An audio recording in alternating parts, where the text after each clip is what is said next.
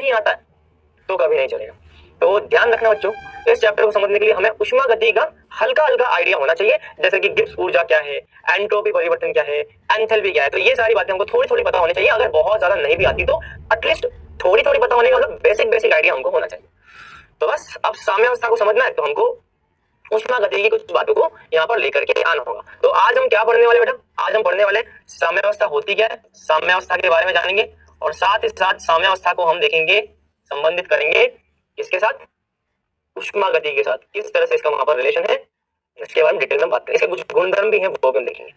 चलिए तो यार सबसे पहले मैं आता हूँ चैप्टर उष्मा गति की, ठीक है, थोड़ा सा हम उष्मा गति के चैप्टर की बात कर लेते हैं। मैंने आपको एक पॉइंट पढ़ाया था, गिब्स मुक्त ऊर्जा, राइट। मैंने आपको एक पॉइंट पढ़ाया था, गिब्स मुक्त ऊर्जा, सही है ना। थोड़ा सा उस गिब्स मुक्त ऊर्जा पे आते हैं बेटा। उष्मा गति को समझने के लिए हमें थोड़ा सा गिब्स मुक्त ऊर्जा की बातों को देखना होगा।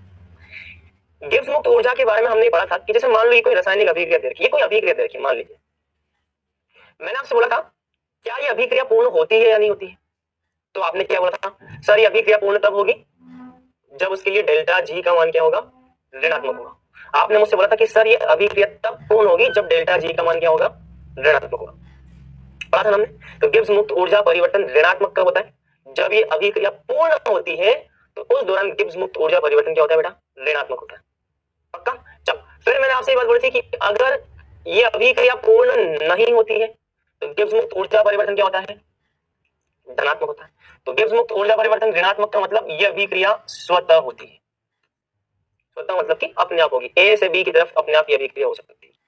मान लीजिए मैं बोलता हूं कि यह अभिक्रिया अपने आप नहीं होती, ए से बी का निर्माण स्वतः नहीं होता, तो इसे हम क्या बोलते हैं, अस्वतः। ए से बी का निर्माण नहीं होता, डेल्टा जी का मान धनात्मक। एक तीसरी कंडीशन और है जिसमें हम बोलते हैं डेल्टा जी का मान शून्य, बताया था नहीं मैंने आपको, डेल्टा जी का मान शून्य होने का मतलब मैंने क्या बताया था, डेल्टा जी का मान शून्य होने का मतलब अभिक्रिया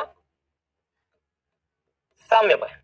क्या बताया था मैंने आपको, अभिक्रिया साम्य पर है। अब अभिक्रिया साम्य का मतलब यह है कि ए से बी भी बनेगा और बी से ए भी बनेगा। तो साम्य का मतलब है अभिक्रिया के दौरान ए से बी का निर्माण भी हो रहा है और बी से ए का निर्माण भी हो रहा है। ए से बी का निर्माण और बी से ए का निर्माण दोनों के दौरान ए से बी के निर्मित होने की गति और बी से ए के निर्मित होने की गति जिस बिंदु पर समान है वो क्या है, साम्यावस्था।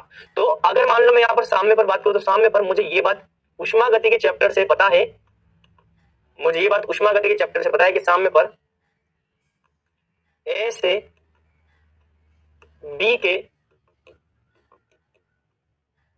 निर्माण की दर बराबर है बी से ए के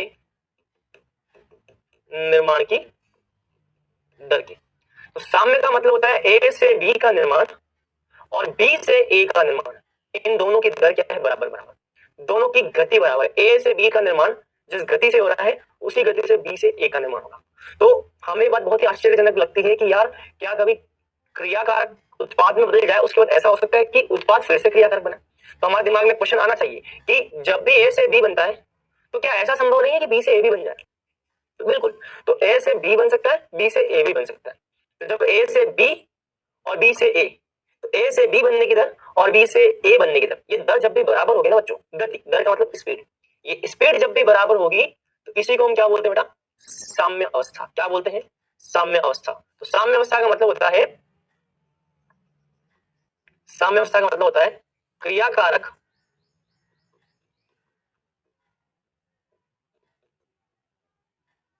जिस बिंदु पर क्रियाकारक से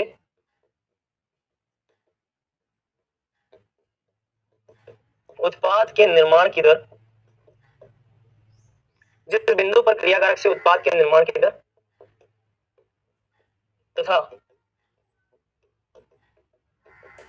उत्पाद से क्रियाकारक के निर्माण की दर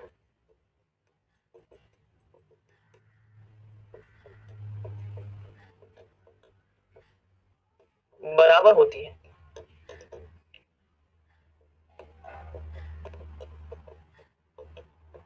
उसे साम्यावस्था कहते हैं। तो साम्यावस्था वह अवस्था है जब क्रियाकारक से उत्पाद जिस स्पीड से बनता है उसी स्पीड से उत्पाद से क्रियाकारक भी बन जाए।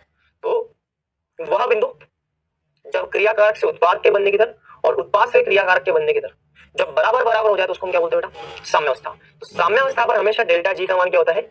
शून्य। ये हमको पता है भैया, बहुत अच्छे से पता है। अब देखो साम्यावस्था पर डेल्टा जी बराबर 0 लिखा है, तो मुझे आप बताओ साम्यावस्था पर क्या हम ये भी लिख सकते हैं डेल्टा जी बराबर delta H minus T delta S, फॉर्मूले का इस्तेमाल कर सकते हैं। अगर डेल्टा जी बराबर 0 है किस पर? साम्य पर। क्या साम्य पर हम ऐसा लिख सकते हैं डेल्टा जी बराबर 0, तो यहाँ पर डेल्टा एच बराबर टी डेल्टा एस हो जाए, ये भी लिख सकते हैं। तो साम्य पर भैया किसी भी अभिक्रिया के एंथैल्पी में परिवर्तन उसके टेम्परेचर इनटू एंट्रोपी में परिवर्तन के गुणनफल के बराबर होता है। तो ये साम्य पर कंडीशन है जो कि हमको हमेशा ध्यान रखनी है। तो हमेशा ध्यान रखना है कि किसी भी अभिक्रिया के लिए क्रियाकारक से उत्पाद में बदलने की दर और उत्पाद से क्रियाकारक में बदलने की दर जिस बिंदु पर समान होती है उस बिंदु को हम क्या बोलते हैं बेटा? उस बिंदु को हम साम्यावस्था बोलते हैं। ठीक है, तो फटाफट इसको एक बार नोट कर लो जल्दी से। अब हम बात करेंगे आगे की। अब आगे की बात करेंगे। अब हमारे दिमाग में क्वेश्चन आना चाहिए यार ये साम्यावस्था आती क्यों है? साम्यावस्था क्यों आती है? ठीक है, साम्यावस्था प्राप्त करने का उद्देश्य क्या है? क्या होता है इस दौरान? साम्यावस्था प्राप्त होती है उस दौरान क्या होता है? तो मैं एक बहुत ही बेहतरीन एग्जांपल लेता हूं आपके सामने। जैसे कि साम्यावस्था का दैनिक जीवन में एग्जांपल है, मान लो एक भगोनी ले लिया आपने, उस भगोनी के अंदर आपने ले लिया पानी।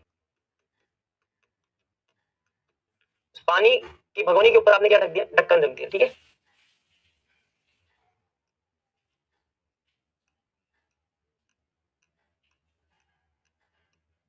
ढक्कन ढक दिया। ठीक है, ऐसा मत समझना कि ये ढक्कन में छेद है, छेद नहीं है ये। ठीक है, ढक्कन पूरा बंद है, पैक पैक ही पैक ढक्कन। अब ढक्कन ऐसा है बिल्कुल बंद, या मैं काम ही कर रहा हूँ, हटाओ यार इसको, मैं सिंपल तरीके से ही बात करता हूँ। ढक्कन बंद है भैया इसका, इसके ऊपर ढक्कन लगा हुआ। ठीक है, ये ढक्कन लगा हुआ इसके ऊपर, ये ढक्कन लगा हुआ। ठीक है, ढक्कन है, यहाँ पे आपने ले रखा है पानी। ठीक है, अब आपको पता है कि टाइम के साथ में आपने महसूस किया होगा कि पानी की क्या बनती है बच्चों? पानी की भाप बनती है। आपने महसूस किया होगा कि समय के साथ पानी की क्या बनती है? पानी की भाप बनती है। बनती है पानी की भाप। आपने देखा होगा ना कि जब भी आप किसी पानी के बर्तन के ऊपर ढक्कन रखते हो तो थोड़े टाइम बाद जब आप ढक्कन को हटाते हो तो ढक्कन की सतह पर पानी की बूंदें जम जाती है, जम जाती है ना। तो आपने महसूस किया होगा कि जब भी आप बंद बर्तन की बात करते हो, ऐसा बर्तन जिसके अंदर आपने पानी ले रखा है, उस बंद बर्तन के ढक्कन को जब आप थोड़े टाइम बाद हटाते हो तो उस ढक्कन पर पानी की बूंदें जम जाती है। देखा होगा आपने। ऐसा क्यों होता है? क्योंकि समय के साथ पानी जो है उसकी कुछ मात्रा भाप में बदलती है बेटा। किसमें बदलती है? भाप। भाप या जिसको आप बोलते हो वाष्प। किसमें बदलती है बेटा? वाष्प में बदलती है। अब हुआ क्या भैया? समय के साथ साथ पानी जो होगा वो भाप में बदलता जाएगा, भाप में बदलेगा बदलेगा बदलेगा बदलेगा, तो भाप में बदलता जाएगा। मतलब कि समय के साथ क्या होगा कि पानी जो होगा वो अपनी वाष्प अवस्था में बदल जाता है। और आपने ये भी देखा है कि कुछ समय बाद वो जो ढक्कन होती है, जिस ढक्कन पे पानी जाकर के टकराएगा, क्या होगा भाई? पानी जाएगा ऊपर, टकराएगा किससे? ढक्कन से। तो यहाँ से भाप उठेगी, ये भाप किससे टकराएगी? ढक्कन से। जिससे भाप ढक्कन से टकराएगी तो फिर से संघनित हो जाएगी, फिर से भाप किसमें बदल जाएगी? भाप बदल जाएगी फिर से किसमें? पानी के अंदर। पानी की भाप अवस्था और भाप से फिर से पानी बन। ये आपने यूजुअली अपनी डेली लाइफ में देखा होगा कि जब भी आप किसी बंद बर्तन के अंदर पानी लेते हो और कुछ समय पश्चात आप जब उस ढक्कन को आप हटाते हो, ढक्कन की सतह पर पानी की बूंदे दिखती है। तो पानी की बूंदे इसलिए दिखती है बेटा क्योंकि बर्तन के अंदर पानी की कुछ मात्रा वाष्प में बदलती है और वाष्प में बदलने के बाद में वो वाष्प ठंडी होकर के फिर से किसमें बदल जाती है? पानी की द्रवस्था में, संघनित होकर के द्रव में बदल जाती है। पानी का वाष्प में बदलना क्या कहलाता है? वाष्पन। और जो वाष्प होती है वो फिर से ठंडी होकर के किसमें बदल जाती है? पानी में। इसको बोलते हैं संघनन। तो पानी के साथ ये दोनों प्रक्रिया समान दर से चलती रहती है, पानी का वाष्प में बदलना और वाष्प का द्रव में बदलना। ये बंद बर्तन में लगातार चलता रहता है। तो ये होता रहता है भैया क्या कि पानी जो है वो उसकी भाप अवस्था में बदल रही है, पानी जो है उसकी भाप अवस्था में बदल रही है और भाप यहाँ टकराने के बाद में फिर से कहाँ जा रही है? द्रव अवस्था में बदल रही है। तो आपने देखा होगा कि ये सामान्यतः चलता रहता है, द्रव से वाष्प मतलब भाप और भाप से फिर द्रव। तो शुरुआत में क्या था? शुरुआत में जब आपने ढक्कन लगाया था स्टार्टिंग में, तब केवल और केवल पानी जो है वो अपनी भाप अवस्था में बदल रहा था। लेकिन एक समय ऐसा आएगा जब बदली हुई भाप फिर से द्रव अवस्था में बदलने लगती है। मतलब कि शुरू में पानी की वाष्प अवस्था ज्यादा बनती है, ज्यादा से ज्यादा वाष्प अवस्था बनती है और कुछ समय बाद वाष्प जो वो फिर से पानी की द्रव अवस्था में भी बदलने लगता है। मतलब कि इस बर्तन के अंदर वाष्पन और संघनन ये दोनों लगातार चलते रहते हैं और जिस बिंदु पर वाष्पन और संघनन की दर गति समान हो जाती है उसी बिंदु को हम क्या बोलते हैं बेटा? साम्यावस्था बोलते हैं। तो यहां पर होती है भैया साम्यावस्था। साम्यावस्था वो अवस्था है जब क्रियाकारक से उत्पाद के बनने की दर और उत्पाद से क्रियाकारक के बनने की दर समान हो जाए, तो वही बिंदु क्या कहलाता है? साम्यावस्था। तो जैसे आप इस बर्तन की बात करेंगे तो यहाँ पे पानी जो है वो अपनी वाष्प अवस्था के साथ में क्या है? साम्यावस्था में। तो पानी किस अवस्था में है? साम्यावस्था में। तो साम्यावस्था में भैया ये प्राप्त होता है। और ऐसी अभिक्रिया जो क्रियाकारक से उत्पाद की तरफ बदलती है उन्हें हम बोलते हैं अग्र अभिक्रिया। क्रियाकारक से उत्पाद की ओर जाएगा तो अग्र अभिक्रिया, और उत्पाद से क्रियाकारक की तरफ आओगे तो क्या कहलाएगा? पश्च अभिक्रिया। तो ऐसी अभिक्रिया जिनमें क्रियाकारक उत्पाद में बदल रहा है और उत्पाद क्रियाकारक में भी बदल रहा है, इन अभिक्रियाओं को हम बोलते हैं बेटा उत्क्रमणीय अभिक्रिया। क्या बोलते हैं? उत्क्रमणीय अभिक्रिया। तो हमेशा ध्यान रखना साम्यावस्था की बात हम जो करते हैं वो कौन सी अभिक्रिया में करते हैं? उत्क्रमणीय अभिक्रिया में ही करते हैं। किसमें करते हैं? उत्क्रमणीय अभिक्रिया में करते हैं। तो जब भी आपको ये डबल चिन्ह दिख जाए, क्रियाकारक से उत्पाद वाला भी, उत्पाद से क्रियाकारक वाला भी, ये चिन्ह आपको ऐसा चिन्ह दिख जाए तो इसे हम क्या बोलते हैं बेटा? इसे हम बोलते हैं उत्क्रमणीय अभिक्रिया। उत्क्रमणीय अभिक्रिया। उत्क्रमणीय अभिक्रिया का मतलब है क्रियाकारक से उत्पाद और उत्पाद से क्रियाकारक दोनों बनते हैं। अच्छा, एक एग्जांपल और लेते हैं। मान लो अगर मैंने ऐसा कुछ किया होता, चल मुझे बताओ, मान लो अगर मैंने पानी का ये जो बर्तन है, इस बर्तन पे मान लो मैंने ढक्कन नहीं लगाया होता। पहले मैंने ढक्कन लगाया, ढक्कन लगाने से क्या हुआ था? जो भाप बनती है, जो वाष्प बनती है, वो ढक्कन से टकराती है, टकराने के बाद में फिर से द्रव में बदलती।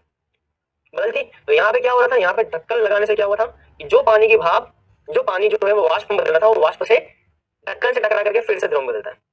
लेकिन एक दूसरा मैंने एग्जांपल लिया है जिसमें मैं ढक्कन नहीं लगाया, दूसरी कंडीशन जिसमें मैं ढक्कन नहीं लगाया। अब अगर मैं ढक्कन नहीं लगाऊंगा तो पानी की वाष्प तो बनेगी, लेकिन ये वाष्प कहां पे चली जाएगी? सीधा वातावरण में चली जाएगी। तो एक दूसरा एग्जांपल है जिसमें आपने ढक्कन नहीं लगाया बर्तन पर, तो इस कंडीशन में पानी की जो है वो भाप बनेगी तो सही, मतलब पानी जो है उसकी वाष्प अवस्था तो बनेगी, लेकिन क्या वापस से वाष्प जो है वो पुनः द्रव अवस्था में बदलेगी? सोचो थोड़ा, बताओ। यहां पर ढक्कन लगा हुआ था इसीलिए भैया वाष्प बनी, और वाष्प इस ढक्कन से टकराती है। जैसे ही वाष्प के कण ढक्कन से टकराएंगे अपनी ऊर्जा को खो देंगे, और ऊर्जा को खोने से फिर से किस में बदल जाएंगे? द्रव में बदल जाएंगे। क्यों? क्योंकि ढक्कन लगा हुआ है। लेकिन मैं बोल रहा हूँ कि यहाँ पे ढक्कन लगा हुआ नहीं है, तो क्या अब वाष्प जो है वो वाष्प फिर से द्रव में बदल पाएगी? नहीं बदल पाएगी। मतलब कि यहाँ पे अभिक्रिया केवल और केवल अग्र दिशा में जाएगी, पश्चिम दिशा में नहीं जाएगी। तो यहाँ पे आप देख सकते हो ये जो अभिक्रिया है ये केवल और केवल अग्र दिशा में जाती है, पश्चिम नहीं जाती है। जो केवल एक ही दिशा में जाती है उसको हम क्या बोलते हैं? अनुत्क्रमणीय अभिक्रिया। क्या बोलते हैं? अनुक्रमणीय अभिक्रिया। और आप यहाँ देख सकते हो क्योंकि केवल अभिक्रिया अग्र दिशा में जा रही थी, यहाँ पे कभी साम्यावस्था प्राप्त नहीं हो सकती। क्यों? क्योंकि साम्यावस्था प्राप्त करने के लिए अभिक्रिया का अग्र दिशा में भी जाना जरूरी है और अभिक्रिया का पश्चिम दिशा में भी जाना जरूरी है। भाई साम्यावस्था क्या होता है? साम्यावस्था का मतलब है अग्र अभिक्रिया की दर और पश्चिम अभिक्रिया की दर दोनों बराबर हो। लेकिन मैं बोल रहा हूँ कि अभिक्रिया केवल अग्र दिशा में जाएगी, पश्चिम में जा ही नहीं थी। जब अभिक्रिया केवल अग्र में जाएगी तो अग्र अभिक्रिया की दर पश्चिम अभिक्रिया की दर के बराबर कभी हो ही नहीं पाएगी। क्यों? क्योंकि यहाँ पे केवल अग्र अभिक्रिया। ऐसी अभिक्रिया क्या है? अनुत्क्रमणीय अभिक्रिया। तो यहां से हमको क्या समझ में आया? यहां से हमको समझ में आया कि साम्यावस्था वो अवस्था है जिस दौरान अभिक्रिया अग्र दिशा में भी जाती है और पश्चिम दिशा में भी जाती है, और इस दौरान बर्तन का बंद होना, उस पर ढक्कन लगा हुआ होना जरूरी है। साम्यावस्था केवल और केवल बंद बर्तन में ही प्राप्त हो सकती है। ये बर्तन क्या है? ये बंद बर्तन है। साम्यावस्था हमेशा बंद बर्तन में ही प्राप्त हो सकती है। ये बर्तन क्या है? ये खुला बर्तन। खुले बर्तन में कभी भी साम्यावस्था प्राप्त नहीं हो सकती। ये केवल एक ही दिशा में जा रही है, इसलिए अनुक्रमणीय अभिक्रिया। चलो, तो पहला पॉइंट, साम्यावस्था हमेशा कहां प्राप्त होगी? बंद बर्तन में प्राप्त होगी। दूसरा पॉइंट, साम्यावस्था प्राप्त होती है किस अभिक्रिया के अंदर? उत्क्रमणीय अभिक्रिया के अंदर। साम्यावस्था को प्रदर्शित करने के लिए अभिक्रिया होती है उत्क्रमणीय। उत्क्रमणीय अभिक्रिया के अंदर आप साम्यावस्था चेक कर सकते हो। लेकिन ये अभिक्रिया क्या है? अनुत्क्रमणीय। अनुत्क्रमणीय का मतलब ऐसी अभिक्रिया जो केवल और केवल एक ही दिशा में जाती है। अब अभिक्रिया पश्चिम दिशा में आएगी नहीं तो साम्यावस्था कैसे प्राप्त होगी? अनुत्क्रमणीय अभिक्रियाओं में साम्यावस्था नहीं देख सकते, उत्क्रमणीय अभिक्रियाओं में ही साम्यावस्था देख सकते हैं। अच्छा, एक चीज और, साम्यावस्था के दौरान कभी भी क्रियाकारक पूरा का पूरा उत्पाद में नहीं बदलता। 100% उत्पाद का निर्माण नहीं होता। क्यों? क्योंकि जैसे ही क्रियाकारक उत्पाद में बदलेगा उत्पाद की कुछ मात्रा फिर से किसमें बदल जाएगी? क्रियाकारक में बदल जाएगी। ऐसा समझो, मान लो पानी कितना है? 1000 मिलीलीटर। मान लो पानी कितना है? 1000 मिलीलीटर। मान लो 1000 में से 300 मिलीलीटर क्या बन गया? वाष्प बन गया। 300 मिलीलीटर की वाष्प बनी, बचा हुआ 700 मिलीलीटर कहाँ है? नहीं है ना, मतलब अभिक्रिया अग्र दिशा में जा रही, जो वाष्प बनेगी वो फिर से पश्चिम में आएगी, तो 300 जो बना है हो सकता है 300 में से भी 100 मिलीलीटर वापस से कहाँ जाए? पानी की तरफ आ जाए। मतलब कि 300 में से 100 अगर यहाँ आ गया तो यहाँ पे 200 रह जाएगा और यहाँ पे 800 हो जाएगा। समझ रहे हो मेरी बात? मान लो अगर पानी का 100 मिलीलीटर में से 300 मिलीलीटर भाप में बदलता है, और अगर 300 मिलीलीटर का भी 100 मिलीलीटर वापस इसमें आ जाता है, 300 में से 100 यहाँ आ गया, 700 प्लस 100 यहाँ आ गया तो 800 हो गई। यहाँ पे कितना बचेगा? 200 बचेगा। इसका मतलब यहाँ पे अभिक्रिया कभी भी पूर्ण रूप से समाप्त नहीं होती। पूर्ण रूप से समाप्त होने का मतलब क्या है? जब पूरा का पूरा क्रियाकारक उत्पाद बदल जाए। देखो ऐसे समझो, अगर मान लो 1000 मिलीलीटर का पानी जो है, देखो ऐसे समझो, मान लो अगर 1000 मिलीलीटर का पानी दे रखा है, अगर ये 1000 मिलीलीटर का पानी पूरा का पूरा 1000 मिलीलीटर की वाष्प में बदल जाता तो हम इसको बोलते कि अभिक्रिया साम्यावस्था में नहीं है, अभिक्रिया अग्र दिशा में जा रही है, अभिक्रिया पूर्ण हो चुकी है। ये सारा का सारा पानी किसमें बदल चुका है? उसकी वाष्प अवस्था में बदल चुका है। तो ऐसी अभिक्रिया क्या होंगी? जिसमें पूरा क्रियाकारक उत्पाद में बदल जाए, ऐसी अभिक्रिया होती है अनुत्क्रमणीय अभिक्रिया। इसमें सारा का सारा क्रियाकारक उत्पाद में बदल जाता है। ऐसी अभिक्रिया क्या होती है? पूर्ण हो जाती है। ये अभिक्रिया पूर्ण होती है। लेकिन साम्यावस्था में जब अभिक्रिया होगी तो कभी पूर्ण नहीं होगी। अगर 1000 में से 1000 मिलीलीटर वाष्प में बदला भी तो 1000 में से हो सकता है फिर से 500 मिलीलीटर आपको क्या मिल जाए? पानी मिल जाए। तो अगर 1000 में से 500 ही मिल गया तो यहाँ पे कितना हो जाएगा? इसका मतलब अभिक्रिया कभी पूरी होती नहीं। पानी से वाष्प बनेगी, वाष्प फिर से पानी, पानी से वाष्प, वाष्प से फिर। तो जब भी अभिक्रिया की साम्यावस्था की बात करें तो साम्यावस्था पर अभिक्रिया कभी पूर्ण नहीं होती उत्क्रमणीय अभिक्रियाओं के अंदर। बात समझ में आ गई? तो ये यहाँ पर मेन डिफरेंस थी, हमको यहाँ पर नोट कर लें। ठीक है, एक बार आप इतना नोट कर दो फिर आगे की बात करते हैं। नोट कर दो, ठीक है। चले, ये तो हो गया साम्यावस्था। अब यार कोई भी रासायनिक अभिक्रिया होती है ना बेटा, कोई भी रासायनिक अभिक्रिया जो होती है वो रासायनिक अभिक्रिया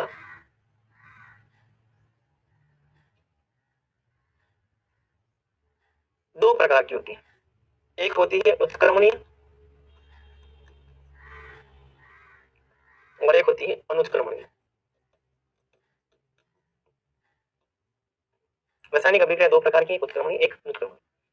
बस अब हमें यहाँ पे यही लिखना है, एक हो जाएगा आपका उत्क्रमणीय, एक हो जाएगा आपका यहाँ पे अनुत्क्रमणीय।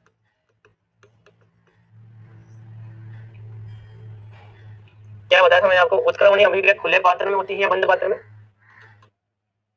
उत्क्रमणीय अभिक्रिया खुले पात्र में होती है, बंद पात्र में? उत्क्रमणीय अभिक्रिया सदैव बंद पात्र में होती है। ठीक है, ये किसमें होती है? ये होती है खुले पात्र में। देखो अनुत्क्रमणीय अभिक्रिया किसमें होती है? खुले पात्र में। अच्छा, उत्क्रमणीय अभिक्रिया के दौरान अभिक्रिया कभी भी पूरी नहीं होती। उत्क्रमणीय अभिक्रिया कौन सी? उत्क्रमणीय अभिक्रिया वे है जिस दौरान अभिकारक पूरी तरह से उत्पाद में नहीं बदलता। कभी भी 100% अभिक्रिया पूरी नहीं होती। उत्क्रमणीय अभिक्रिया कौन सी है? ऐसी अभिक्रिया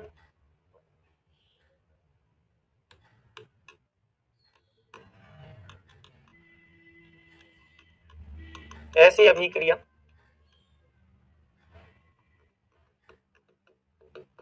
जो अग्र तथा पश्चिम दोनों दिशा में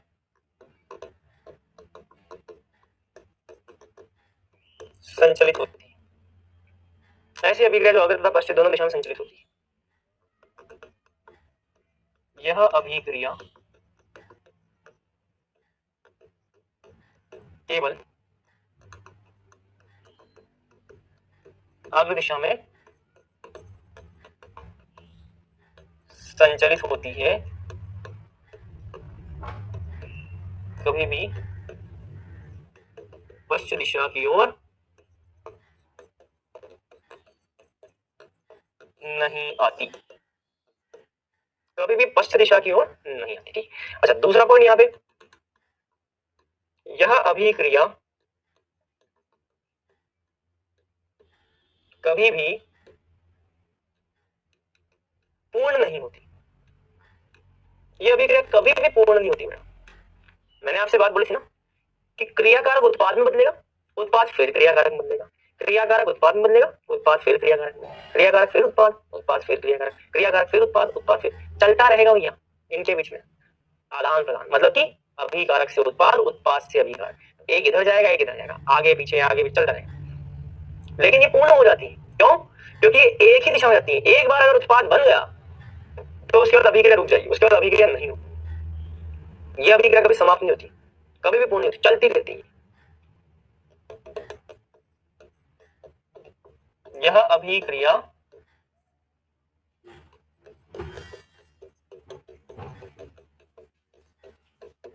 पूर्ण हो जाती है, यह अभिक्रिया क्या हो जाती है, पूर्ण हो जाती है। अच्छा, इसमें नंबर थर्ड,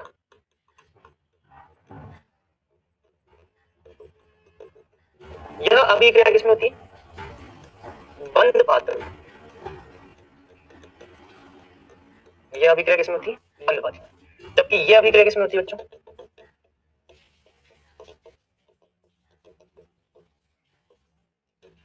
खुले पात्र में। यह अभिक्रिया खुले पात्र में, खुले पात्र में थी। ठीक है, यह अभिक्रिया कभी पूर्ण नहीं होती, या आप बोल सकते हो साम्यावस्था प्राप्त होती है। इसमें कौन सी अवस्था प्राप्त होती है, इसमें साम्यावस्था प्राप्त होती है, लेकिन यहाँ पर कभी भी साम्यावस्था प्राप्त नहीं थी। यहाँ साम्यावस्था, अगर आपको साम्यावस्था प्राप्त करनी है तो आपको उत्क्रमणीय अभिक्रियाओं की बात करनी होगी। यहाँ साम्यावस्था प्राप्त नहीं, यहाँ साम्यावस्था प्राप्त नहीं थी। नंबर 4, एग्जाम्पल की बात करें, उदासीनीकरण की सभी अभिक्रियाएं। बेटा उदासीनीकरण की जितनी भी अभिक्रिया है ना, उदासीनीकरण की जितनी भी अभिक्रिया सारी किसमें आ जाएंगी, इसमें। जैसे कि HCl प्लस NaOH क्या देता है, ये NaCl प्लस H2O। उदासीनीकरण की जितनी भी अभिक्रिया सारी यहाँ है। उसके अलावा यहाँ पे कौन सी अभिक्रिया, यहाँ पे वो अभिक्रिया है जो कि अवक्षेप का निर्माण करती है, अवक्षेपण का निर्माण करने वाली अभिक्रिया। उदाहरण नंबर 2, उदाहरण 2, अवक्षेपण का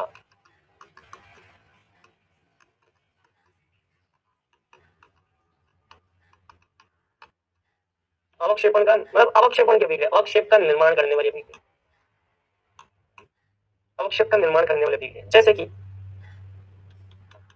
NaCl plus AgNO3, AgCl plus NO3 किसका निर्माण कर रही है, अवक्षेप का। अवक्षेप का निर्माण करने वाली जितनी भी अभिक्रिया, AgCl का क्या बनता है यहाँ पे, श्वेत अवक्षेप। तो अवक्षेप का निर्माण करने वाली जितनी भी अभिक्रिया क्या है, उत्क्रमणीय अभिक्रिया। चलिए उसके अलावा उदाहरण 3, यदि मान लो कैल्शियम कार्बोनेट से कैल्शियम ऑक्साइड प्लस CO2, ये सॉलिड ये गैस। अगर मान लो कैल्शियम कार्बोनेट से कैल्शियम ऑक्साइड प्लस CO2 का निर्माण बंद बर्तन में होता है, तो बंद बर्तन में होने वाली ये अभिक्रिया क्या हो जाएगी, उत्क्रमणीय अभिक्रिया। जब भी बंद बर्तन में कोई अभिक्रिया होती है, मान लो हाइड्रोजन आयोडाइड गैस, अगर ये बंद बर्तन में हो रही है अभिक्रिया, बंद बर्तन में होने वाली अभिक्रिया किसमें आ जाएंगी, किसमें आ जाएंगी, बंद बर्तन में होने वाली अभिक्रिया आ जाएंगी उत्क्रमणीय अभिक्रिया में। बात क्लियर 100%। ये सब ध्यान, मैंने हम यहाँ पे उल्टा कर दिया। अच्छा ये उत्क्रमण, अच्छा ये उत्क्रमण के लिखा, ओके ओके ओके। ऐसी अभिक्रिया जो अगर पास दोनों दिशा में संचालित होती है, कोई भी पूर्ण नहीं होती है, बंद पात्र में होती है। हाँ ये मैंने इधर का एग्जांपल उधर कर दिया। ये वाला एग्जांपल जो है वो मुझे किसमें डालना है, अनुत्क्रमण, उल्टा लिख दिया मैंने। इसको मैं फिर से सही कर देता हूँ। ठीक है, तो मैं इसको फिर से लिख रहा हूँ। एक्चुअली जो एग्जांपल अनुत्क्रमण का है वो मैंने उत्क्रमण में लिखा है, तो उत्क्रमण वाला ये एग्जांपल यहाँ आएगा, है ना। तो उदासीनीकरण की अभिक्रिया, उदासीनीकरण की अभिक्रिया हमेशा क्या होती है, पूर्ण हो जाती है। जैसे कि HCl प्लस NaOH ये बनाता है क्या, NaCl प्लस H, उदासीनीकरण की अभिक्रिया। अच्छा इसमें दूसरा अवक्षेपण की अभिक्रिया, जैसे कि NaCl प्लस AgNO3,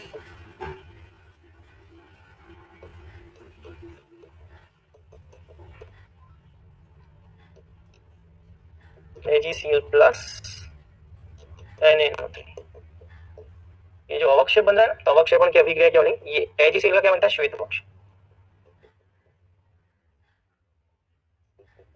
AgCl का बनता है यहाँ पे श्वेत अवक्षेप। अवक्षेपण की अभिक्रिया क्या होती है बेटा, आपकी अनुत्क्रमणीय अभिक्रिया।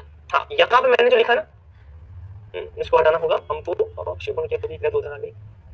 ठीक है चलिए, तो ये हो जाएगा यहाँ पे। उसका उदाहरण मैंने लिख दिया, बंद बर्तन में होने वाली अभिक्रिया। तो यहाँ पे बंद बर्तन में होने वाली अभिक्रिया जितनी भी वो सारी किसमें रहेंगी, उत्क्रमणीय। और उदासीनीकरण और अवक्षेपण की अभिक्रिया किसमें रहेंगी, अनुत्क्रमणीय। अच्छा, यही अभिक्रिया अगर खुले बर्तन में हो जाए, यही अभिक्रिया अगर खुले बर्तन में हो जाए तो ये अनुत्क्रमणीय हो जाएंगे। Calcium carbonate, calcium oxide plus CO2 उड़ जाएगा ये हवा में, ठीक है।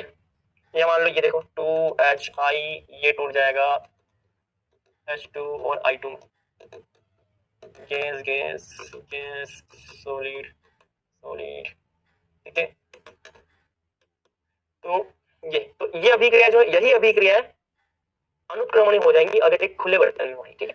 तो ये यहाँ पर ध्यान रखना, नोट कर लो फटाफट, जल्दी से नोट कर लो, ठीक है। चलो अब हम बात करते हैं साम्य के बारे में थोड़ी। साम्य क्या होता है इसके बारे में हम थोड़ी सी और चर्चा करते हैं। यार देखो, रासायनिक साम्य का मतलब है, देखो साम्य का मतलब होता है संतुलन। क्या होता है साम्य का मतलब, संतुलन। अब इसको ऐसे समझो जैसे पेंडुलम होता है ना, घड़ी का पेंडुलम होता है, ये घड़ी का पेंडुलम। अब घड़ी के पेंडुलम के अंदर आपने सिंपल हार्मोनिक मोशन के बारे में पढ़ा होगा, सरल आवर्त गति। तो आपने पेंडुलम पढ़ा होगा, पेंडुलम जो होता है वो ऐसे ऐसे ऐसे ऐसे ऐसे ऐसे चलता है। तो अगर पेंडुलम ऐसे जा रहा है, या ऐसे जा रहा है, या ऐसे जा रहा है, या ऐसे जा रहा है, मतलब कि पेंडुलम अभी संतुलन की अवस्था में नहीं है। लेकिन मान लो पेंडुलम ऐसे रुका हुआ है, तो आप क्या बोलोगे, संतुलन की अवस्था में। संतुलन को क्या बोलते हैं, साम्य। अभी पेंडुलम किसमें, साम्य अवस्था में। जैसे मैं पेंडुलम को ऊपर खींचूंगा तो पेंडुलम की अभी साम्य अवस्था नहीं। पेंडुलम को इधर खींचो, चाहे पेंडुलम को ऐसे ऊपर खींचो, पेंडुलम को कहीं भी किसी भी दिशा में खींचो, पेंडुलम साम्य अवस्था में नहीं होता। जब भी पेंडुलम यहाँ बीच में आएगा मतलब कि साम्य अवस्था में, मतलब जब भी पेंडुलम यहाँ संतुलित हो जाएगा, बीच में आएगा मतलब कि जब संतुलन की अवस्था में आएगा, तब हम इसको बोलेंगे साम्य अवस्था में। तो साम्य का मतलब ये होता है कि जब ये संतुलन की अवस्था में आ जाए, मतलब कि ना तो इस पर इस दिशा में बल लग रहा है और ना ही इस पर इस दिशा में बल लग रहा है। पेंडुलम संतुलन की अवस्था में कब आएगा, पेंडुलम संतुलन की अवस्था में या साम्य अवस्था में तब आएगा जब इस पर ना तो अग्र दिशा वाला बल और ना ही पश्च दिशा वाला बल, कोई भी दोनों में से जब प्रभावी ना हो। इधर वाला बल जितना लग रहा है उतना ही इधर वाला बल जब लगेगा, जब दोनों बराबर होंगे तब हम इसको बोलेंगे साम्य अवस्था में। साम्य अवस्था का मतलब होता है जब पेंडुलम ना तो यहाँ पे जा रहा है ना पेंडुलम यहाँ जा रहा है। अब ऐसा क्यों, क्योंकि इस तरफ लगने वाला बल और इधर लगने वाला बल, दोनों बल एक दूसरे को क्या कर रहे हैं, बैलेंस कर रहे हैं। जब दोनों बल एक दूसरे को बैलेंस करेंगे, दाईं तरफ लगने वाला बल और बाईं तरफ लगने वाला बल, जब दोनों इसको बैलेंस करेंगे तो ये संतुलन में आएगा, साम्य कहलाएगा। तो साम्य अवस्था वह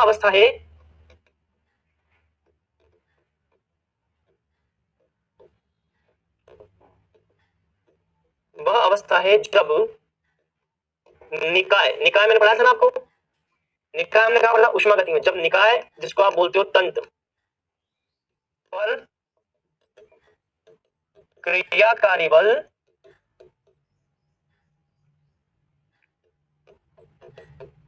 नहीं लगते, या क्रियाकारी बलों का मान नहीं लगते, या क्रियाकारी बलों का मान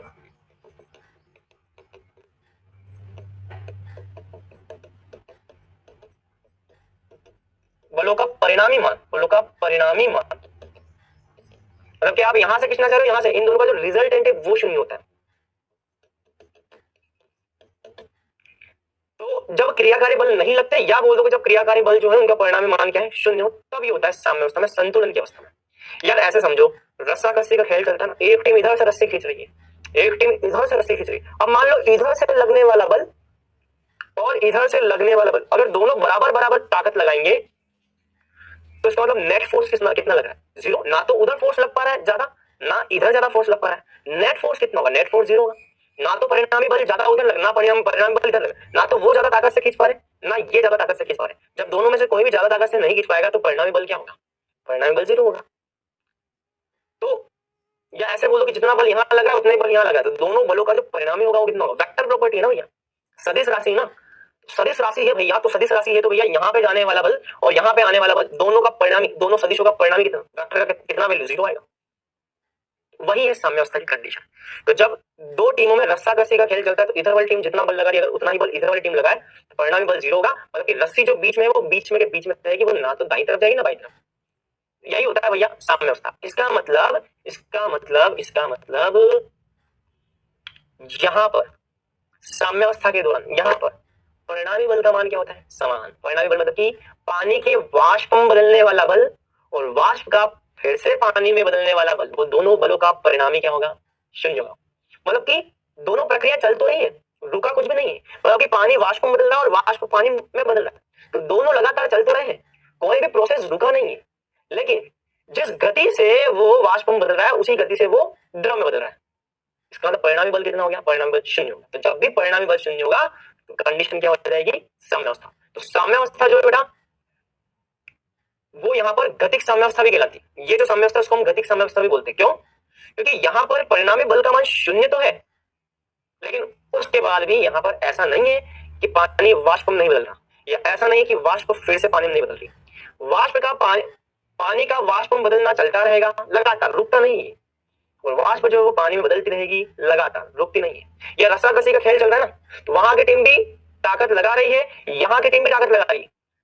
बल लगाने का काम रुका नहीं है, लेकिन फिर भी परिणामी बल कितना है? शून्य। तो ऐसी साम्यावस्था को हम क्या बोलते हैं? गतिक साम्यावस्था। क्या बोलते हैं बेटा? गतिक साम्यावस्था। तो गतिक साम्यावस्था का मतलब वो होता है कि ऐसा संतुलन या ऐसी संतुलन की अवस्था जिसमें आंतरिक तौर पर तो अणुओं में गति होती रहेगी, लेकिन बाहरी तौर पर, बाहर से हमें ऐसा लगेगा कि गति रुक सी गई है। तो यहाँ पर आंतरिक तौर पर अगर इस डब्बे के अंदर अगर पता लगाया जाए तो भैया वाष्प अवस्था में अणु बदल रहे हैं और वाष्प से द्रवी, दोनों चल रहा है कार्यक्रम। लेकिन बाहर वाले व्यक्ति को ऐसा लगेगा कि अच्छा अंदर कुछ भी नहीं हो रहा, संतुलन हो चुका, साम्यावस्था आ चुकी है। ऐसे साम्यावस्था को हम क्या बोलते हैं? गतिक साम्यावस्था। तो एक शब्द यहाँ पे आता है गतिक साम्यावस्था, इसको हम बोलते हैं डायनामिक इक्विलिब्रियम।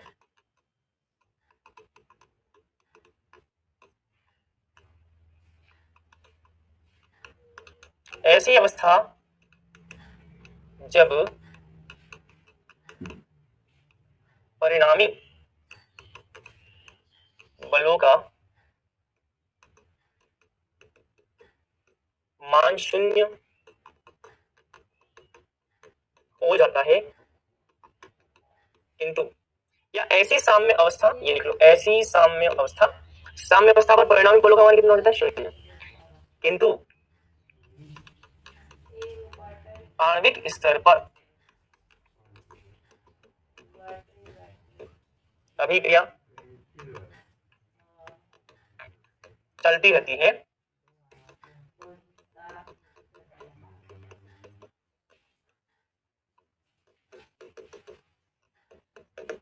गतिक साम्य अवस्था कहलाती है। अच्छा, एक एग्जांपल मैं यहाँ पे आपको और बताऊं। देखो, एक एग्जांपल यहाँ पे और देखो, गतिक साम्य अवस्था का एक एग्जांपल हम और देखें। गतिक साम्य अवस्था का एक एग्जांपल और देखेंगे, ठीक है? देखो, यहां से मैं पानी डाल रहा हूँ, ठीक है? समझना बेटा ध्यान से। आप यहाँ से पानी डाल रहे हो, ठीक है? तो पानी भरना चालू हुआ, और भरा पानी, और भरा, और भर गया पानी, और भर गया पानी। एक ऐसी अवस्था आएगी जब पानी जो है यहाँ से क्या होगा? बाहर निकलना चालू हो जाएगा। होगा? हो क्या रहा है? आप यहाँ से पानी डाल तो रहे हो, लेकिन यहाँ से पानी बाहर भी निकल रहा है। पानी का यहाँ से डालना और पानी का यहाँ से बाहर निकलना, पानी यहाँ से आ भी रहा है, पानी यहाँ से बाहर निकल रहा है, लेकिन पानी के स्तर में कोई परिवर्तन होता है क्या? नहीं होता। मतलब कि ये जो प्रोसेस है साम्यावस्था में आ चुका है। पानी का जो स्तर है उसमें परिवर्तन नहीं हो रहा, पानी उसी के उसी लेवल पे है। चाहे आप पानी कितना भी डाल दो, चाहे पानी के अणुओं की गति कितनी भी चलती रहे, यहाँ से पानी आ रहा है, यहाँ से पानी बाहर निकल रहा है, मतलब कि गति तो हो रही है अणुओं की, लेकिन पानी का जो लेवल है वो यहीं पे बना हुआ है। मतलब कि साम्यावस्था प्राप्त हो चुकी है। साम्यावस्था का मतलब होता है पानी के अणुओं की यहाँ पर गति तो हो रही है, लेकिन पानी अपनी जगह पर क्या है? स्थिर। उसका लेवल जो वही का वही, लेवल में बढ़ोतरी नहीं होती।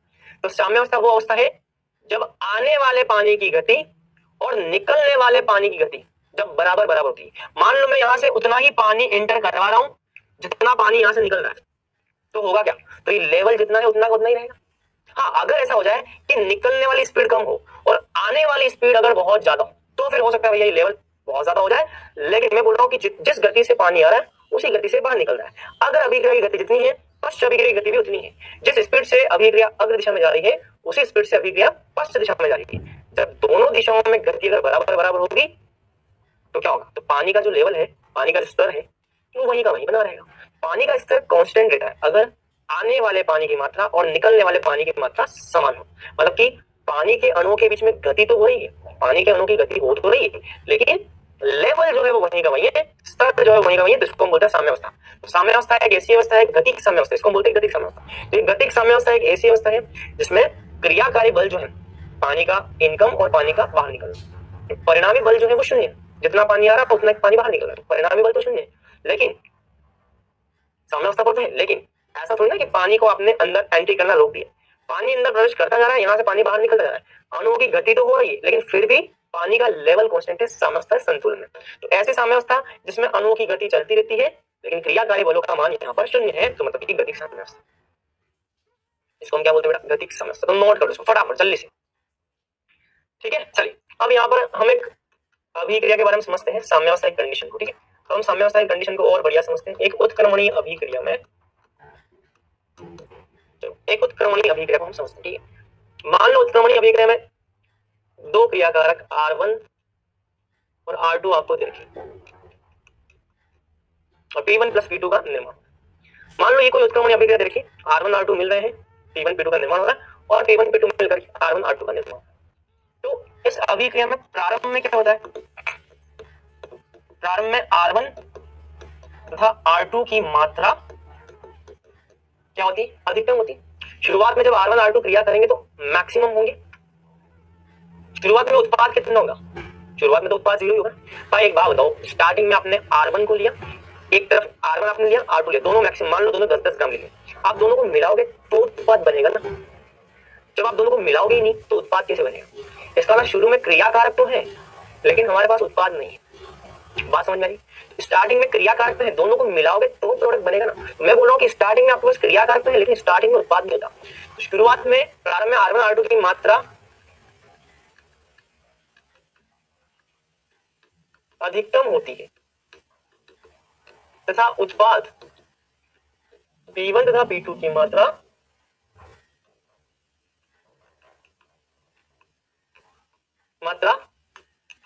न्यूनतम शून्य होती। शून्य मतलब कि सबसे कम, शून्य से कम तो क्या ही हो सकता है? न्यूनतम होती। शुरुआत में न्यूनतम होती है, शून्य होती है। इसका मतलब स्टार्टिंग में R1 R2 आपने ले रखा है, तो स्टार्टिंग में R1 R2 जैसे मिलेंगे, मिलते ही उत्पाद का निर्माण करना चालू कर देंगे। मतलब कि शुरुआत में इन दोनों के मिल करके उत्पाद को बनाने की स्पीड क्या होगी? बहुत ज्यादा तेज होगी।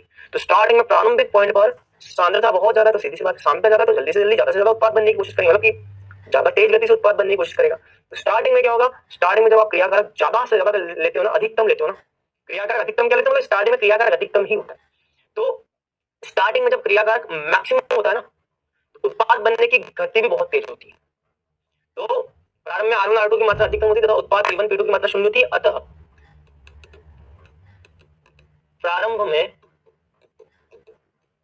उत्पाद के बनने की गति क्या होती है बेटा?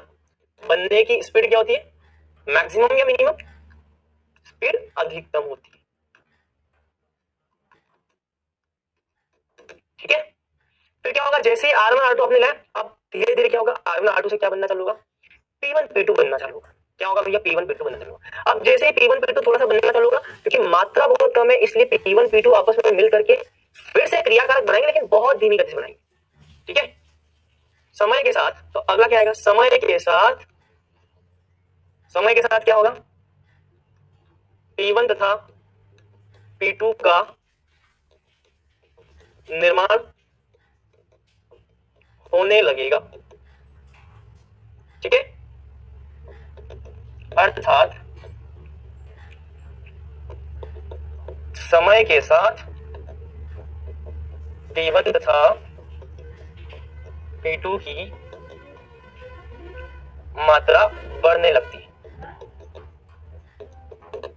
तो स्टार्टिंग में क्या था? स्टार्टिंग में R1 R2 मैक्सिमम था, तो इसीलिए क्रियाकारक से उत्पाद ज्यादा बन रहा। अब क्या होगा? जैसे जैसे टाइम गुजरेगा उत्पाद की मात्रा बढ़ने लगेगी, तब उत्पाद भी किस में बदलने की कोशिश करेगा? उत्पाद भी क्रियाकारक बदलने की कोशिश करेगा।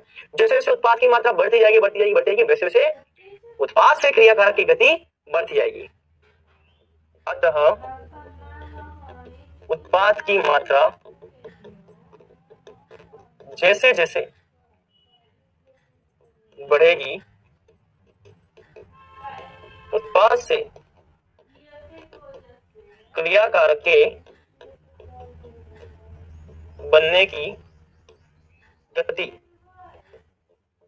मतलब कि पश्च अभिक्रिया की दर भी बढ़ेगी। बात समझ लो। तो शुरुआत में क्या होगा कि क्रियाकारक ज्यादा है, बहुत ज्यादा अधिकतम मात्रा में, शुरुआत में क्रिया कारक जितना ज्यादा होगा उतना उत्पाद तेज गति से बनेगा। फिर क्या होगा, टाइम के साथ जैसे जैसे उत्पाद बनता जाएगा उत्पाद की मात्रा बढ़ती जाएगी तो उत्पाद से फिर क्रिया कारक तेज गति से बढ़ेगा। तो ध्यान रखना, अगर क्रिया कारक अधिकतम मात्रा में तो उत्पाद बनने की गति बढ़ेगी, और उत्पाद अगर अधिकतम मात्रा में तो क्रिया कारक के बनने की गति तेज होगी। जिसकी मात्रा ज्यादा होगी वो क्रिया करके उत्पाद का निर्माण ज्यादा करेगा। जैसे मान लो क्रिया कारक की मात्रा ज्यादा है तो क्रिया कारक से उत्पाद के बनने की दर बढ़ेगी, और मान लो अगर उत्पाद की मात्रा ज्यादा है तो उत्पाद से क्रिया कारक की दर बढ़ेगी। और एक ऐसा समय आएगा, यह प्रक्रिया निरंतर चलती रहेगी तथा एक ऐसा समय आएगा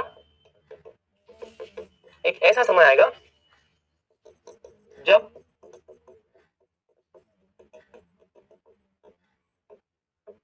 अग्र अभिक्रिया की दर तथा पश्च अभिक्रिया की दर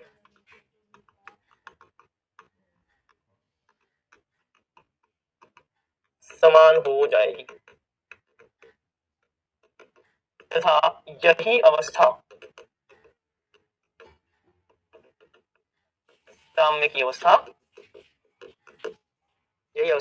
साम्य की अवस्था कहलाती, साम्य की अवस्था या साम्य अवस्था कहलाती है। ठीक है, अब यहाँ पे एक चीज आप देखो, एक चीज आप यहाँ पे ये देखो कि जब यहाँ पे साम्य अवस्था प्राप्त हुई थी तो आपको पानी का तल क्या दिखाई दे रहा है, कांस्टेंट दिखाई दे रहा है साम्य अवस्था पे, या बढ़ता हुआ या घटता हुआ दिखाई दे रहा है, क्या दिखाई दे रहा है? अगर मैं आपसे बोलूं कि साम्य अवस्था पर आपको पानी का तल बढ़ता हुआ दिखाई देगा, घटता हुआ दिखाई देगा, या कांस्टेंट दिखाई देगा? कांस्टेंट दिखाई देगा। पानी का तल क्या होगा, स्थिर रहेगा, स्थायी हो जाएगा, फिक्स हो जाएगा। इसका मतलब यहाँ पर जो देखने योग्य गुणधर्म है पानी का तल, वो देखने योग्य प्रॉपर्टी पानी का तल जो है वो क्या हो गया, स्थिर हो गया। साम्यावस्था पर यही होता है, जो देखने योग्य गुणधर्म होते हैं ना, जैसे कि यहाँ पर हो गया पानी का तल, तो पानी का तल क्या हो जाएगा, स्थिर हो जाएगा। मान लो मैं किसी अभिक्रिया की बात करता हूँ, इस अभिक्रिया की, इसमें देखने योग्य गुणधर्म कौन सा होगा, सांद्रता। सांद्रता क्या हो जाएगी, स्थिर हो जाएगी। तो ध्यान रखना, हमेशा साम्यावस्था पर देखने योग्य गुणधर्म जितने भी, जैसे कि रंग हो गया, पानी का तल हो गया, घनत्व हो गया, सांद्रता हो गई, ये सब बेटा स्थिर हो जाते हैं। साम्यावस्था पर इनमें कोई परिवर्तन नहीं आता। तो ध्यान रखना बेटा, साम्यावस्था पर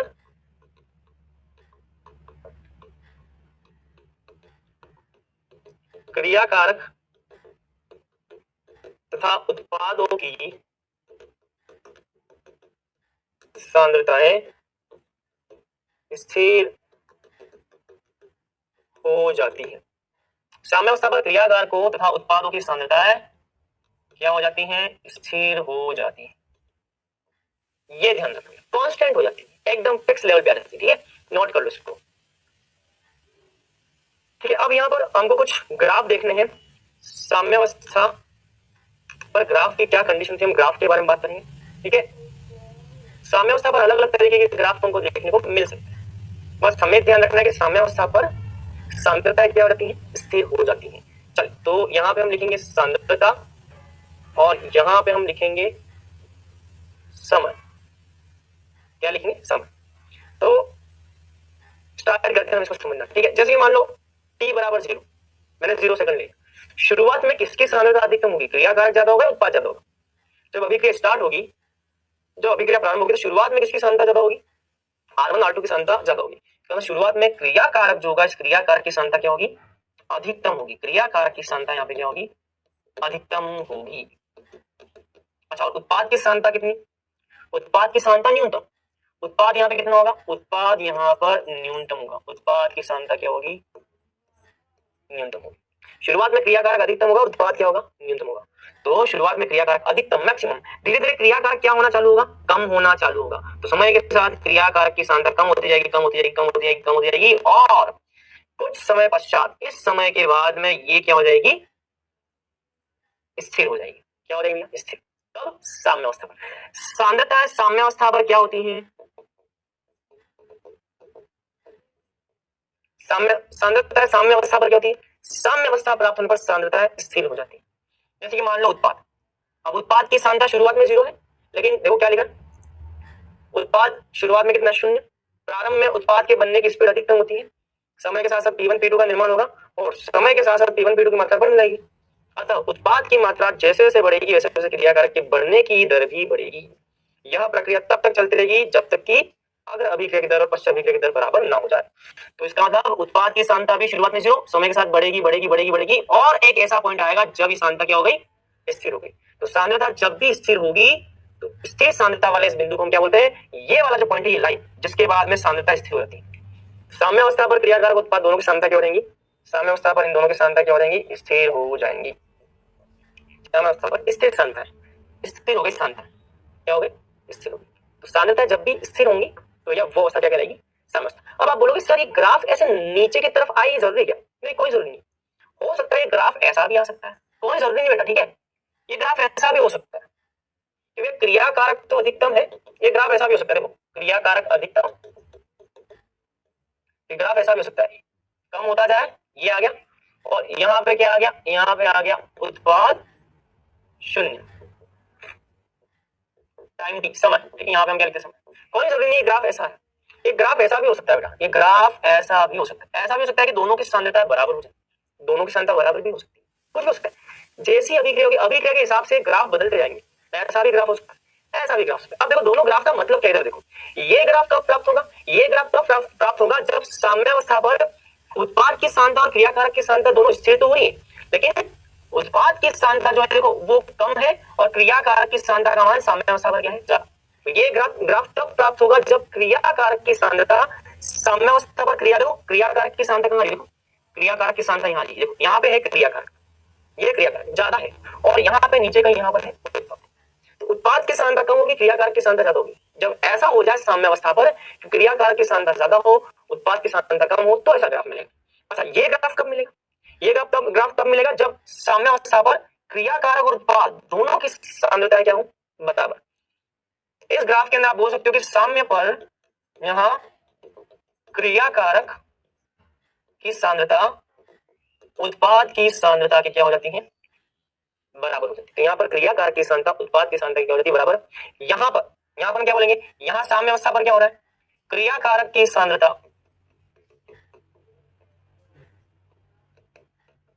उत्पाद की सांद्रता से क्या होती है, ज्यादा होती है। अच्छा ऐसा भी हो सकता है ग्राफ, देखो ग्राफ ऐसा भी हो सकता है, ग्राफ कुछ भी हो सकता है, ग्राफ का कोई टेंशन नहीं है ना, जैसी अभिक्रिया होगी उसके हिसाब से ग्राफ आ सकता है। यहाँ पे सांद्रता, किसी रासायनिक अभिक्रिया का ग्राफ ऐसा भी हो सकता है बेटा, ठीक है।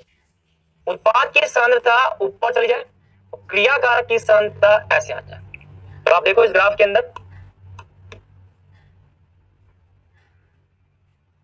तो देखो एक पॉइंट के बाद देखिए यहाँ पर इस बिंदु के बाद सांद्रता क्या है, स्थिर, इस बिंदु के बाद सांद्रता क्या है, स्थिर। तो यहाँ पे ये कौन सा बिंदु है, ये है साम्य अवस्था। साम्य अवस्था वो अवस्था है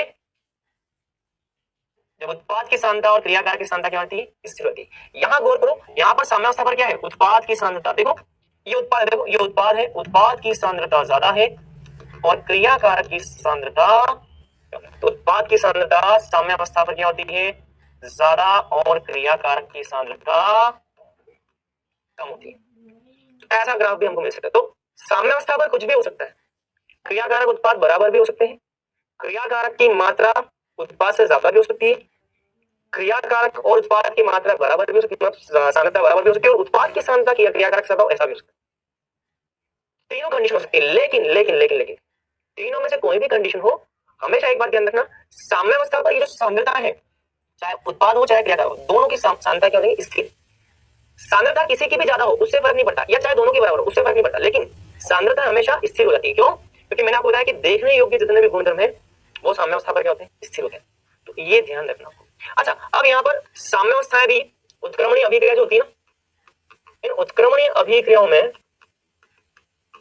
ये जो उत्क्रमणीय अभिक्रिया है, इन उत्क्रमणीय अभिक्रिया में साम्य भी दो प्रकार के होते हैं, एक समांगी साम्य,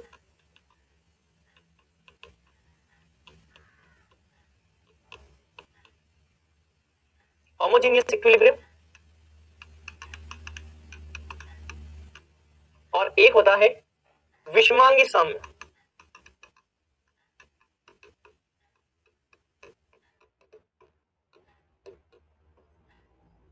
हेट्रोजीनियस इक्विलिब्रियम। साम्य भी दो प्रकार के होते हैं, एक समांगी और एक विषमांगी। ठीक है, तो इनके बारे में हमको एक एक करके पढ़ना है। तो समांगी साम्य क्या होता है ये बताया, तो ऐसा साम्य जिसमें क्रिया कारक तथा उत्पाद दोनों गैसीय अवस्था में, सॉरी माफ करना, दोनों समान अवस्था में, दोनों समान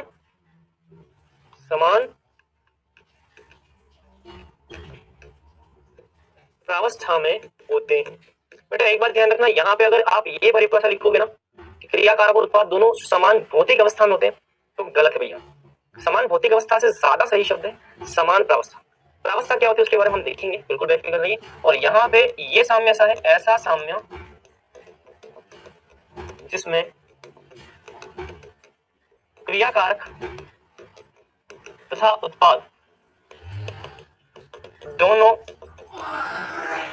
भिन्न भौतिक अवस्था में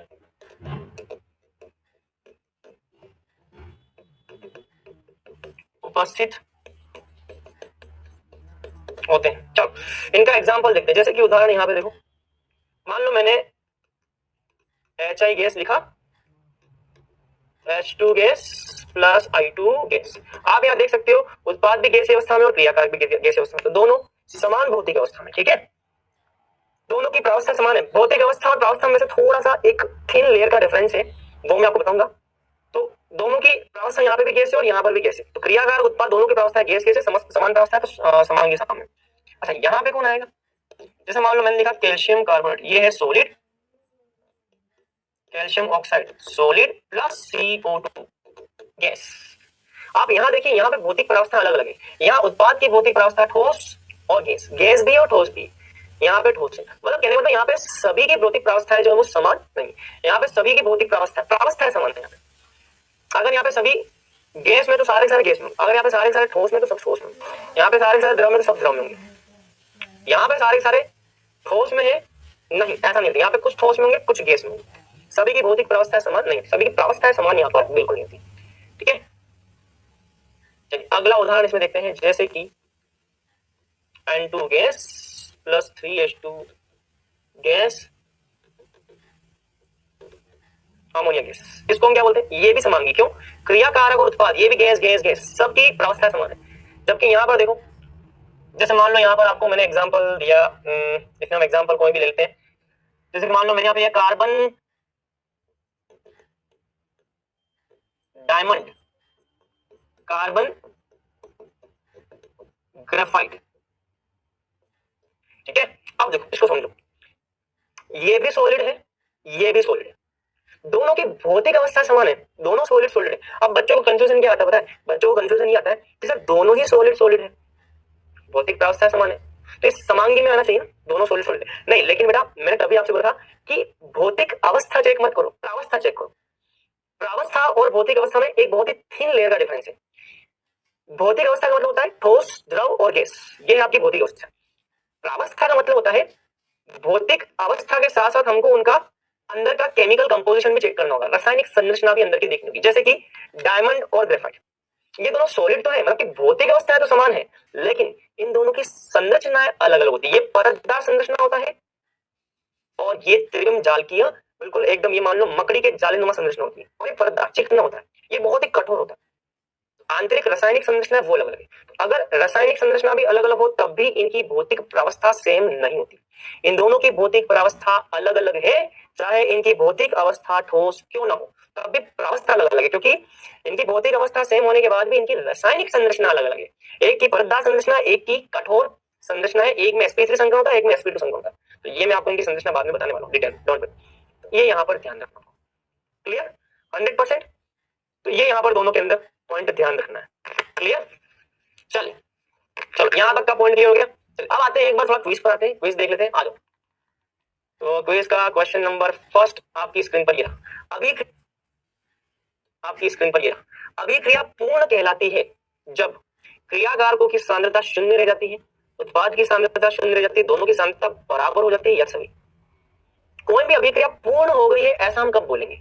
जब क्रिया कारकों की सांद्रता शून्य रह जाए, उत्पाद की सांद्रता शून्य रह जाए, दोनों की सांद्रता बराबर या कोई नहीं। चले बोलो।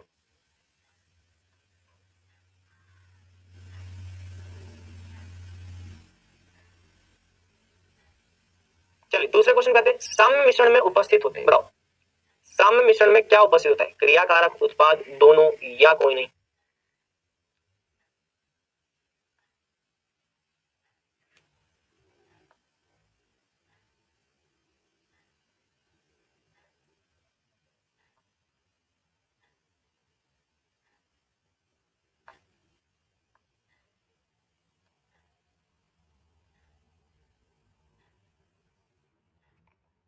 चलिए पहले क्वेश्चन करते हैं, अभिक्रिया को पूर्ण होना कब बोलते हैं?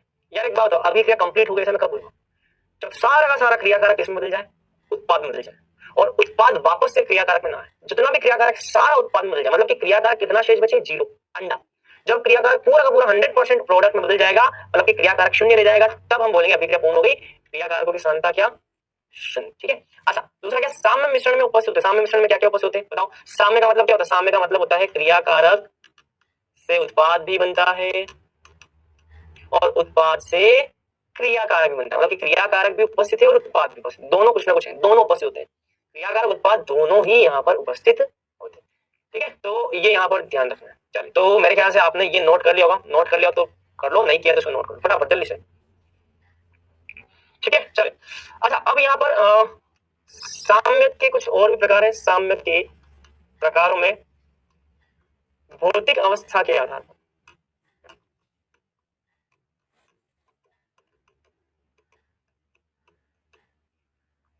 भौतिक या भी बोल सकते हो साम्य के प्रकार, सिंपल बोल दो। साम्य के प्रकार, एक भौतिक साम्य होता है, एक रासायनिक साम्य।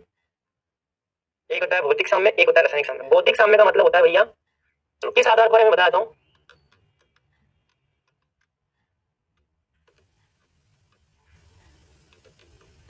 समान होने या नहीं होने के आधार पर। रासायनिक संगठन के समान होने या नहीं होने के आधार पर साम्य के प्रकार, उसमें एक होता है आपका भौतिक साम्य और एक होता है आपका रासायनिक साम्य।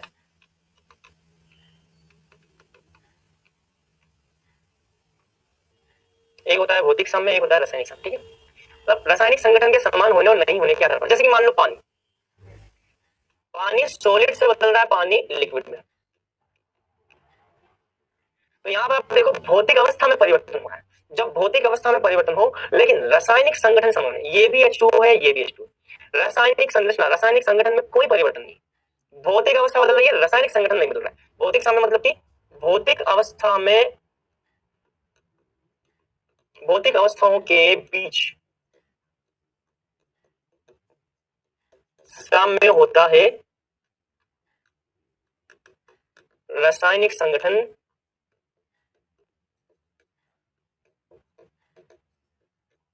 समान रहता है, तो इसे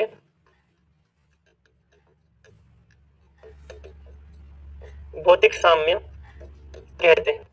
भौतिक साम्य का मतलब है भौतिक अवस्था के बीच साम्य होता है, रासायनिक संगठन समान रहता है। देखो भौतिक अवस्थाओं, भिन्न भौतिक, दो भिन्न भौतिक अवस्थाओं के बीच साम्य होता है, रासायनिक संगठन समान रहता है। यहाँ पे भी पानी, यहाँ पे पानी। ठीक है, ये ध्यान रखना। चलो और भी एग्जांपल लेते हैं, जैसे कि मान लो कपूर, चलो ये भी बताया था मैं, कपूर, जैसे कपूर सॉलिड से तुमने बदल दिया कपूर वाष्प। अब मुझे बताओ यहाँ पे क्या हो रहा है? दो भिन्न भौतिक अवस्थाओं के बीच, ये वाष्प अवस्था है, ये सॉलिड है, दो भिन्न अवस्थाओं के बीच साम्य, लेकिन रासायनिक संगठन समान है, ये भी कपूर, ये भी कपूर है। ऐसा साम्य को हम बोलते हैं भौतिक साम्य। अच्छा रासायनिक साम्य का मतलब वह साम्य जो दो या ज्यादा भिन्न रासायनिक संगठन के बीच उपस्थित होता हो, चाहे भौतिक अवस्था समान हो या ना। रासायनिक साम्य वह साम्य जो दो या ज्यादा भिन्न भौतिक रासायनिक संगठनों के बीच होता है। जैसे कि देखो मैंने अभी बताया ना कैल्शियम कार्बोनेट, अब कैल्शियम कार्बोनेट टूटेगा तो किसमें बदलेगा? कैल्शियम ऑक्साइड में प्लस CO2 में। क्रियाकारक उत्पाद इनकी भौतिक अवस्था है कुछ भी हो, चाहे समान हो चाहे ना हो, उससे कोई मतलब नहीं, लेकिन रासायनिक संगठन बदल गया। देखो यहाँ पे कैल्शियम कार्बोनेट था, वहां पे कैल्शियम ऑक्साइड और CO2। रासायनिक संगठन जब भी बदलेगा रासायनिक साम्य, तो ऐसा साम्य जो भिन्न रासायनिक संगठनों के बीच में होता है रासायनिक साम्य। जैसे कि देखो अभी बता था 2HiH2 gas plus I2 gas. आप यहाँ देख सकते हो भौतिक अवस्था चाहे समान है तब भी यहाँ पे HI और वहां पे H2I2। रासायनिक संगठन बदल गया। रासायनिक संगठन बदल जाए चाहे भौतिक अवस्था समान हो चाहे ना हो, रासायनिक संगठन अगर बदल गया या रासायनिक संगठन में परिवर्तन हो गया है, भिन्न भिन्न रासायनिक संगठनों के बीच में साम्य है, उसको हम बोलते हैं रासायनिक साम्य। तो ये रासायनिक साम्य, ये भौतिक साम्य, ये ध्यान रखना, ठीक है। चलिए तो आज के इतना ही। अब आते हैं हम क्विज पर। हो गया क्विज तो हो गया, अब आते हैं हम एंडिंग पर। एंडिंग भैया ये है कि हमने आज साम्य अवस्था के बारे में पढ़ा, उसकी परिभाषा टेक्निकल डेफिनेशन पढ़ी, उसके टाइप्स पढ़े, अलग अलग प्रकार के साम्य पढ़े हमने, है ना, प्रावस्था के आधार पर पढ़े और रासायनिक संगठन के समान होने और नहीं होने के आधार पर पढ़े। पैनल पे आपको होमवर्क मिल जाएगा। अगली क्लास